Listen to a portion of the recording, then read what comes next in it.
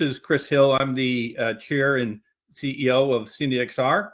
I'm here. I'm very happy to welcome Gil Bashe, who's the managing partner and chair of Global Health and Purpose at Finn Partners. And welcome to our wellness journey, Gil. How are you, sir? Thank you, Christopher. First of all, I just want to say to your listeners that Christopher and I have had a very, very important conversation for the last 40 minutes or so. He is exploring, appropriately so, the functionality and, to some extent, the dysfunctionality of the U.S. health system and how he adds to helping patients. I think that the ultimate core of our U.S. health system is obviously making people who are seeking healing healthier. And that's complex for many reasons, and Christopher and I have just spent more than half an hour exploring some of that.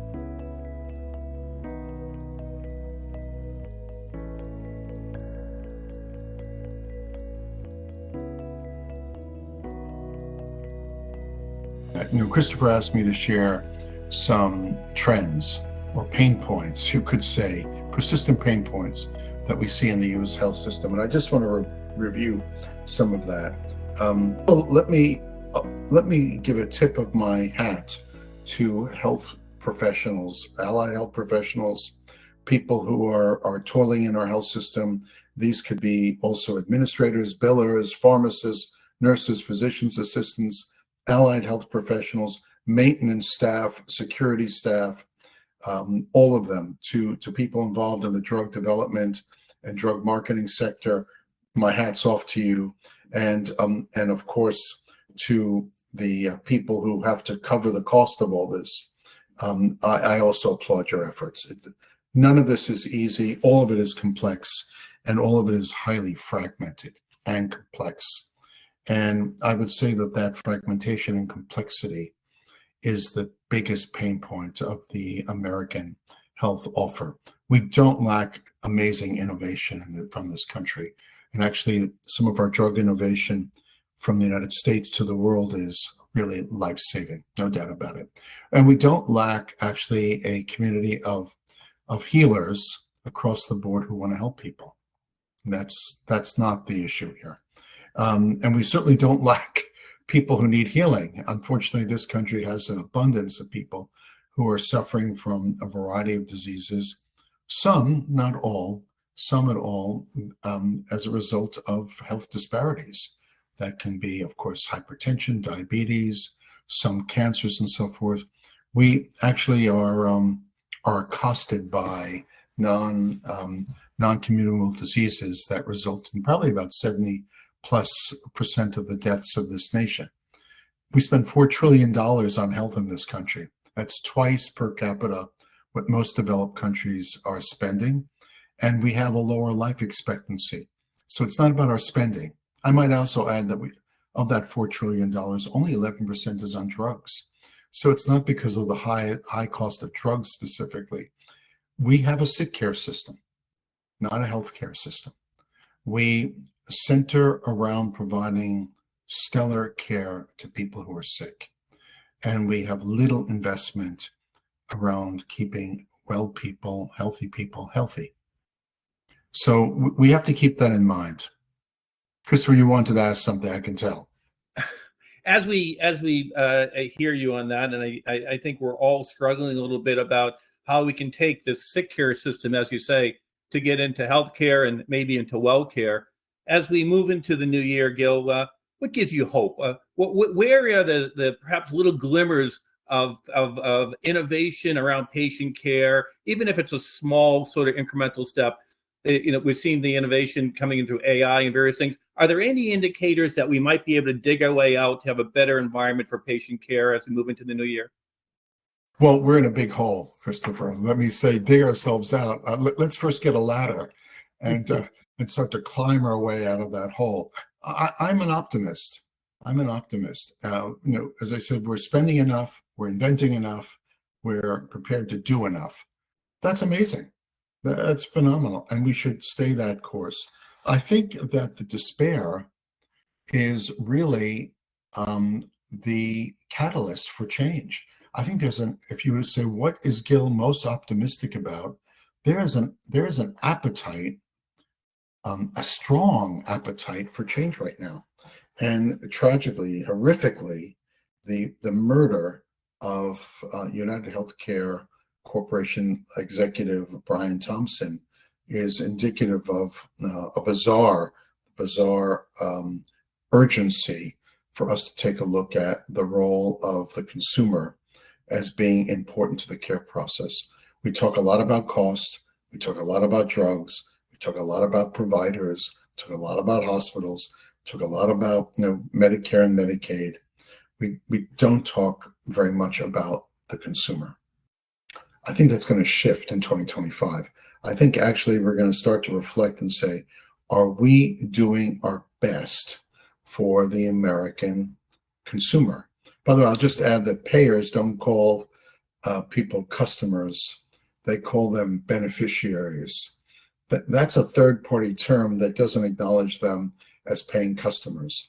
I think if we focus on one thing in 2025, it's starting to understand that at the center, not that they're the primary focus of our efforts, the system is the primary focus of our efforts, but we've got to bring our humanity into the process in 2025. I have a feeling that that's going to become part of the conversation, and conversation often leads to action. So in that regard, I'm optimistic.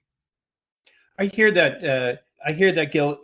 Are there areas of organic communication between patients? You turn about terminology. I mean, it's really sad to hear beneficiary versus human being and patients. I know there's some work on social media, interesting in terms of some of the information that's come out about ways that this healthcare system can get better coming from patients themselves. Is there any hope that some of this could be organically derived from the voice of the patient, dare I say?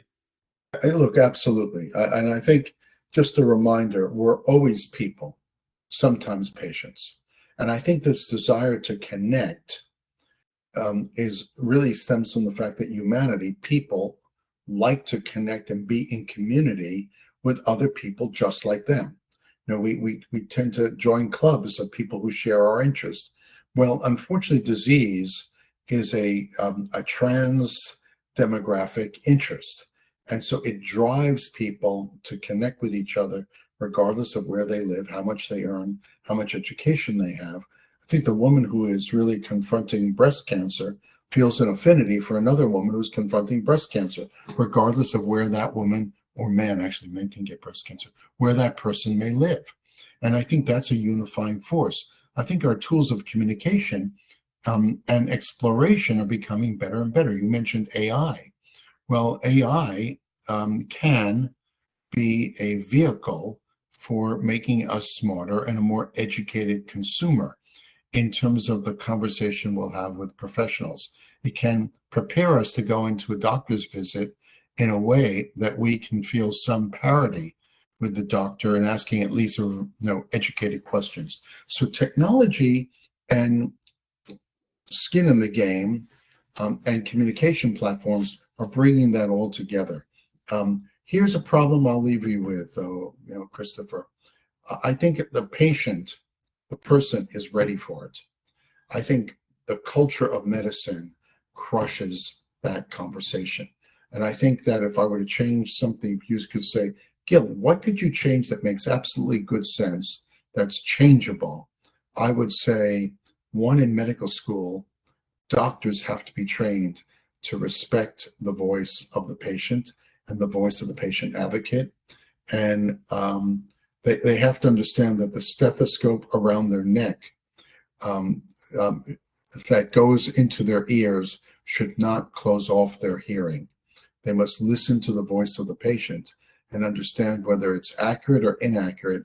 It comes from a place of authentic desire to know. So we should never shut down people's questions or desire to know or understand that the patient has the most amount of skin in the game. Medical schools need to train their physicians to be better listeners and learners, and therefore engage as partners in people's health. If that could happen in 2025, wow, we'll see a much improved medical system. So I think one, AI is giving us parity. Two, medical schools. Train your physicians on technology and listen to patients more than a few hours. Dedicate a required course to patient experience. And payers understand they're not your beneficiaries. They actually are your paying customers. That's my hope for 2025. It's such a powerful message. Wow, indeed. As you and I discussed, through CNXR, we've been doing these group therapy, and it's interesting when the doctor can, or the nurse or the physician can just stop and listen to how the patients speak to each other. We talked about AI and the CNXR AI we're doing, but to your point, unless people are listening to the patients, it's not going to matter. So I just want to say thank you, Gil. You're making a difference, I know, and so many things that you do. You've been very generous in your time, and I just want to say thank you for spending time on our wellness journey together. It's a pleasure and an honor, Christopher. To you and your colleagues, continued success. Thank you, sir.